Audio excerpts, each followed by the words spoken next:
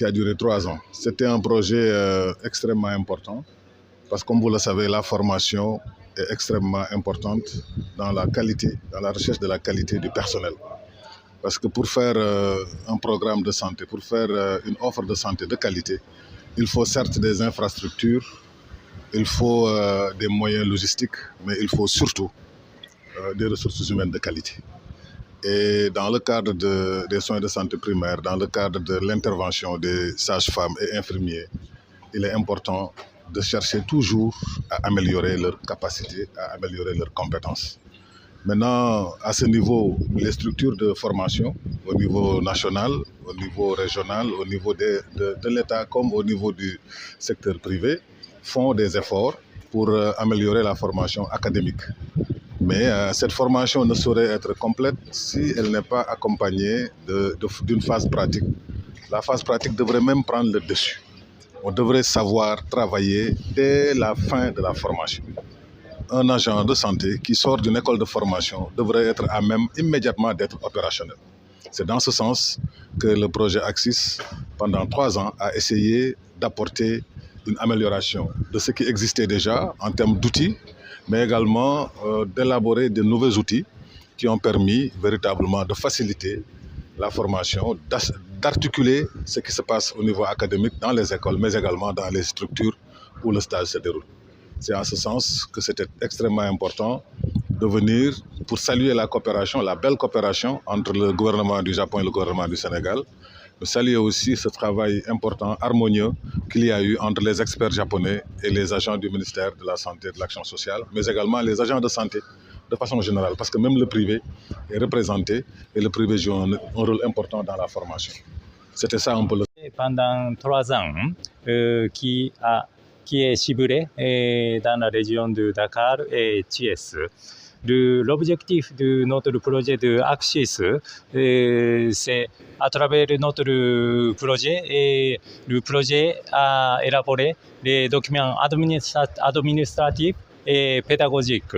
Et en même temps, le projet a exécuté le stage pour le renforcement de ressources humaines, surtout sur les sages-femmes et les infirmières dans le secteur de la santé. Et de plus, ce projet de Axis a exécuté le séminaire régional pour partager les acquis du projet.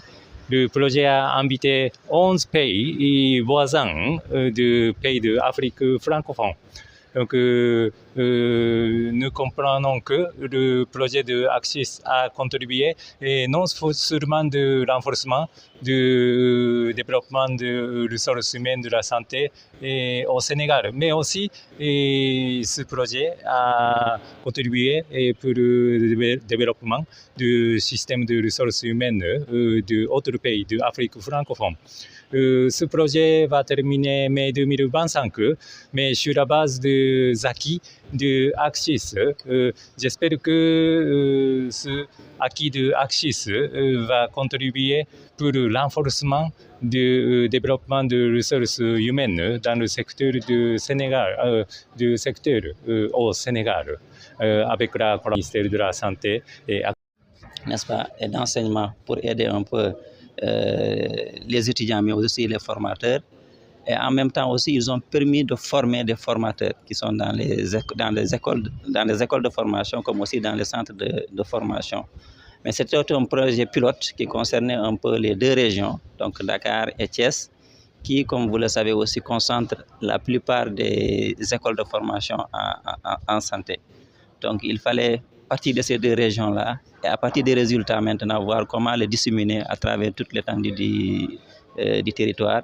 Et aujourd'hui, c'était le moment vraiment, après la validation institutionnelle qui a été faite, on peut partager le rapport du projet sur 3 ans et voir comment maintenant partager ou bien disséminer ce projet-là à travers tout le pays pour que dans tous les centres de formation, dans toutes les écoles de formation, mais aussi dans tous les établissements publics de santé, qu'on puisse vraiment mettre en place à disposition de ces gens-là les documents, mais aussi former ce personnel-là pour qu'ils puissent vraiment encadrer ces apprenants qui viennent des centres de formation, des écoles de formation, qui ont besoin aussi de pratiquer leur métier avant même la certification, ce qui fait qu'à la fin de leur formation, ils seront pratiques ou bien en mesure quand même d'exercer leur métier.